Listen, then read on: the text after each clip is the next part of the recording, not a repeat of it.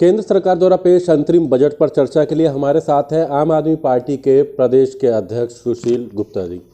किस तरीके से देखते हैं अंतरिम बजट, क्योंकि इस सरकार के इस कार्यकाल का यह अंतिम बजट था, क्या कहेंगे इस बजट का बहुत ही निराशाजनक बजट है। हरियाणा के साथ इस बजट में सौतेला व्यवहार हुआ है। हरियाणा के अंदर कोई नई यूनिवर्सिटी की घोषणा नहीं की गई।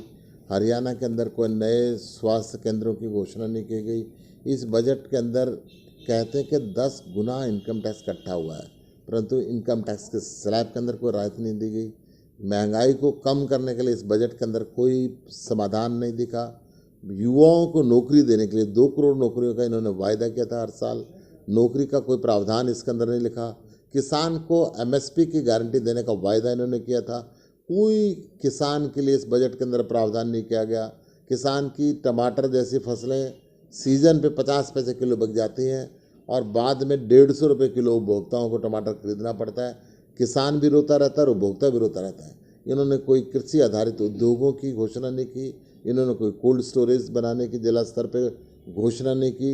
इन्होंने महिलाओं के लिए इस बजट के अंदर कोई प्रावधान नहीं रखा गया, उनकी सुरक्षा के लिए कोई प्रावधान नहीं रखा गया। किसान को एमएसपी देने की जो बात की थी वो एमएसपी का इसके अंदर कोई प्रावधान नहीं किया गया। ये बजट केवल खाना पूर्ति है और लोगों को गुमराह करने वाला बजट है। आप कह रहे हो खाना पूर्ति है, गुमराह करने वाला है। सरकार का कहना है कि ये नैतिक मूल्यों को ध्यान में रखते हुए दूरगामी सोच है 2047 की। उन्होंने कहा 4 सेक्टर महिलाएं, आपने कहा महिलाओं को कुछ, उनका कहना महिला, किसान, युवा, इनको ध्यान रखा गया है। तो दूरगामी में के अंदर मतलब युवकों को रोजगार नहीं मिलना चाहिए, केवल धर्म के मुद्दे पे युवक परेशान होते रहे, ये इनकी दूरगामी सोच है। किसान कर्ज के नीचे, बोझ के नीचे दबता रहे और अडानी जैसों का घर भरता रहे, ये इनकी दूरगामी सोच है।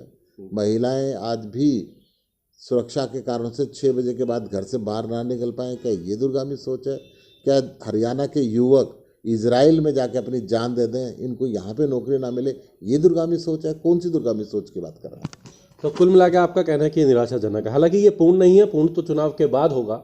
ये खुद आज वित्त मंत्री ने भी कहा कि उसके बाद पूर्ण बजट तक पूर्ण देने का तो अब इनका अधिकार नहीं रहा है। जब इनका पूर्ण देने का अधिकार था तब भी कभी बजट बढ़िया नहीं लाए, और अब अंतरिम बजट में उम्मीद थी कि शायद कुछ ना कुछ देंगे।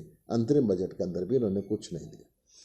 तो निराशाजनक बजट कहना है इनका कि सुशील गुप्ता जी का कि निराशाजनक बजट है, किसी का ध्यान इसमें नहीं रखा गया, ना किसान का, ना युवाओं का। रोजगार के मुद्दे पर उनका कहना जो वादे थे वो नज़र नहीं आए हैं। हालांकि इनका कहना है कि चुनाव से पहले उम्मीदें जरूर थी कि शायद कुछ करे, लेकिन पूरी तरीके से इस बजट जो है ये निराशाजनक नजर आया है। दिल्ली से दीपक शर्मा, इंडिया।